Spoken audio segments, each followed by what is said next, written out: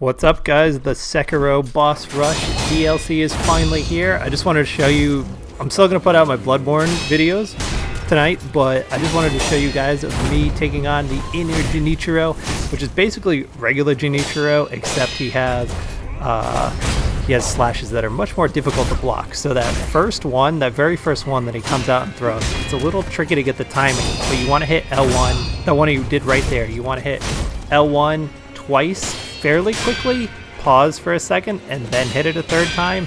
It just takes some practice, but once you get it down, the timing's actually not too bad on that. The rest of his moveset is pretty similar. It's actually almost, some parts are almost easier. That part where the unblockable, the red, where he jumps up in the air and then slashes downward at you. You know how in the second phase, in the regular game, he has the opportunity to either slash forward at you or spin around? He'll only thrust forward at you.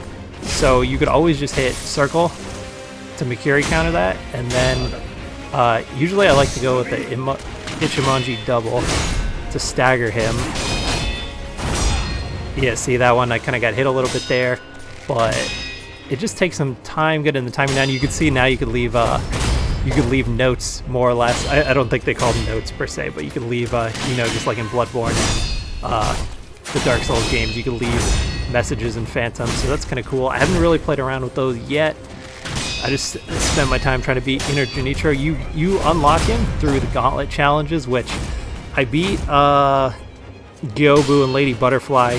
You have to beat them consecutively to unlock this fight.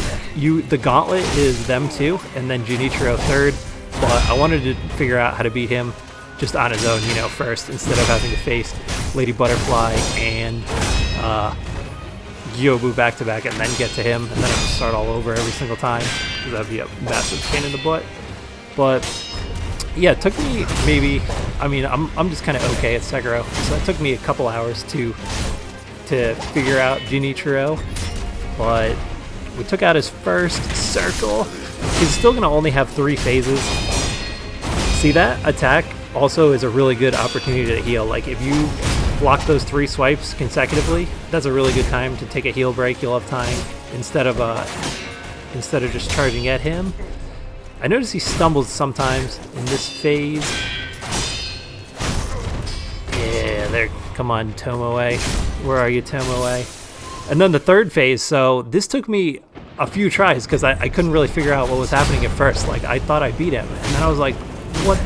Like, when you go to redirect his lightning, I might not actually get a redirect on his lightning in this one, but so he'll actually double down on your redirect, and he'll redirect you back again. So the first couple times I was like, what? I timed that perfect. And then I watched the video and I was like, you know what? I'm pretty sure he is redirecting the lightning back at me a second time. So be careful for that. He has the majority of the same moveset, to be honest, except for the lightning redirect. That's pretty much the only difference. I think in this round I just ended up dodging it every single time instead of actually catching him with it. I don't think I got it on here. I was more just focused on the deflections.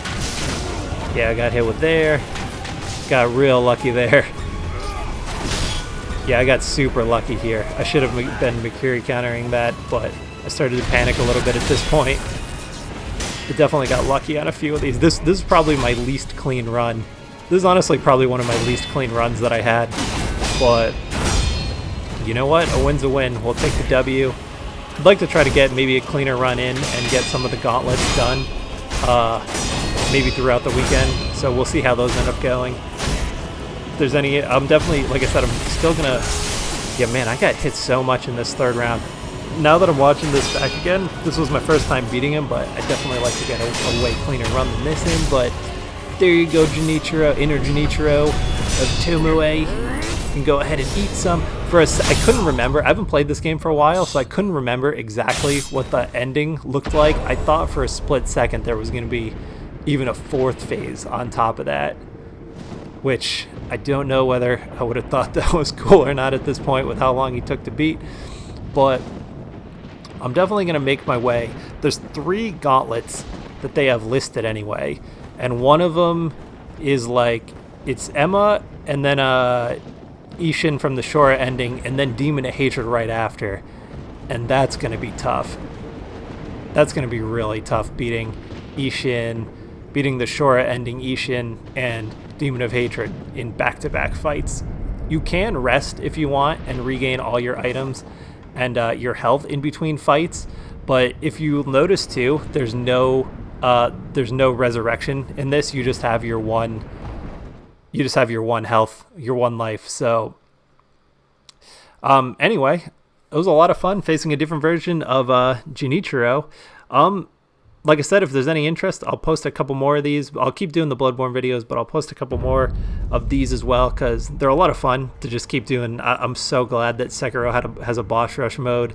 Yeah, as you can see right there, there's a couple different options, a couple different ways you can do it, but if you guys get in there and play it around, it's a free DLC if you have the game, so I highly recommend having some fun with it. Have a good night, guys. I will see you later in the Bloodborne video. Peace.